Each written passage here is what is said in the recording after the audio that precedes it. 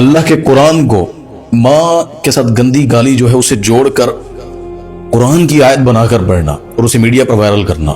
یہ ہماری بہن ہے ایک، میں نے ان کو وطر کے مسئلے پر بھی جواب دیا تھا ایک دفعہ کہ کیونکہ اصلاح کرتے کرتے لوگ نا جو استدلال ہوتا ہے قرآن و حدیث کا وہ غلطی پیش کر جاتے ہیں. ان کی دعوت خدمت اچھی بات ہے، اصلاح کی کوشش کریں، اللہ تعالیٰ ان کو دین کے کاموں میں اللہ تعالیٰ ان سے کام لے، خواتین میں وہ کام کریں. لیکن انہوں نے کہا کہ جی ڈاکٹر سبیع علی کرام کی بات سنیں، پھر انہوں نے ان کا کلپ لگایا. حالانکہ سبیع علی کرام بھائی نے اس لڑکے کے بارے میں صحیح کہا ہے. ماں باپ کو جو انہوں نے کہا نا کہ اس کے والدین پر بھی لعنت، انہوں نے اپنی اگلی ویڈیو میں بات کلیئر کر دی کہ مسئلہ کیا تھا.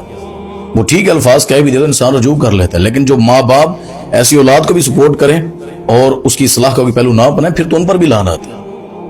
لیکن اس عورت نے جو جواب دیا نا وہ کہتی ہے کہ ہر کسی کے لیے معافی ہے. جو اصل بات میں سمجھانا چاہ رہا ہوں، یعنی جو چاہتا ہے ٹک ٹاک پہ معاف کر دیتا ہے، فیس بک پہ معاف کر دیتا ہے، یوٹیوب پہ معاف کر دیتا ہے، کسی محفل میں جہاں بیٹھا جی اس کی جی توبہ قبول ہے. یاد رکھیے گا کچھ گناہ ایسے ہوتے ہیں وہ معاشرتی ہو جائیں تو ان کی سزا ملتی ہے عدالت سے، چاہے اس کے اوپر اس کو ندامت بھی ہو. یعنی یہ قتل کر دیا آپ نے کسی کا، تو وہ اب یہ نہیں کہ پرلا کہ جی مجھے احساس ہے، جو مقتولین ہیں وہ بدلے میں اس ندامت شدہ شخص سے بھی بدلہ لے کر اس کو قتل کے بدلے قتل بدلہ لے سکتے ہیں. اب جو بات اللہ اور اللہ کے نبی صلی اللہ علیہ وسلم یا قرآن کی ہے، مجھے بتائیں جو نبی کو گالی دے یا برا کہ معاذ اللہ، کس کی اتھارٹی ہے اس دنیا میں کہ وہ اللہ کے نبی کو دی ہوئی گالی کی معافی دے سکتا ہے؟ یا اللہ کو کوئی گالی دے تو ایک بندہ کہ ہاں میں اس کو معاف کر رہا ہوں، یعنی اس کی توبہ ٹھیک ہے قبول ہے بھائی، اس کو معاف کر دینا چاہیے. اس کا طریقہ یہ ہے کہ عدالت میں ریاست قاضی فیصلہ کرے گا اس کا. لوگوں کے کہنے پر وہ جو قرآن کی آیت ہماری بہن پیش کر کے کہتی ہیں ہر کسی کے لیے اللہ نے بخشش رکھی ہے، بخشش کے طریقے رکھے ہیں. وہ ایک صحابی آیا تھا نا، بخاری کی حدیث ہے، نبی پاک صلی اللہ علیہ وسلم کے پاس، کہتے آقا مجھ سے نا پہلے انہوں نے آ کر کہا مجھے پاک کر دیں. نبی پاک صلی اللہ علیہ وسلم نے فرمایا جا اللہ سے توبہ کر، معافی مانگ، اللہ پاک کر دے. وہ تھوڑی دیر بعد پھر آ گیا، یا رسول اللہ صلی اللہ علیہ وسلم مجھے پاک کر دیں. اللہ کے نبی صلی اللہ علیہ وسلم نے پھر یہی کہا جا توبہ کر، استغفار کر. وہ تیسری دفعہ آیا تو آقا نے پوچھا کس چیز سے پاک کر دیں؟ کہنے لگا مجھ سے زنا ہوا ہے.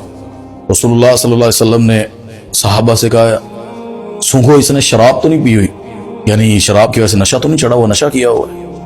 کہا نہیں جی نشہ بھی نہیں، شراب بھی نہیں پی. کہا اس کا ذہنی توازن ٹھیک ہے؟ کہا جی بالکل ٹھیک. جب ساری چیزیں اس نے ظاہر کر دی اور لوگوں کے سامنے بات کلیئر ہوگی اور میں جاؤ اس کو رجم کر دو، یعنی اس کے دل میں ندامت تھی. وہ اللہ کے ڈر سے آیا تھا نا رسول اللہ صلی اللہ علیہ وسلم کے پاس، لیکن سزا ملی اسے اللہ کے نبی نے دی صلی اللہ علیہ وسلم. تو یہ اگر اکیلے میں کیا ہوتا دنیا سے کتنے ہو جاتے ہیں. اللہ کہتے ہیں پھر وہ تنہائی کے گناہ لے کر آئے میں معاف کر دوں گا.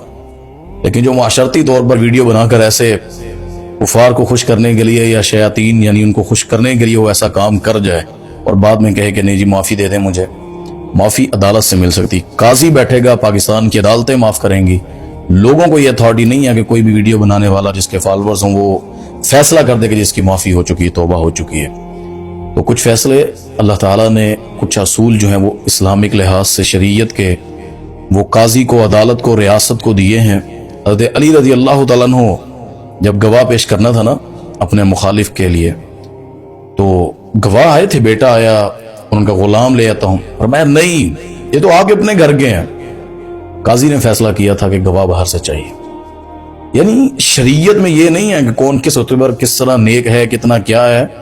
اصول، ضوابط، قاعدہ، قانون وہ شریعت لاگو ہوتی ہے.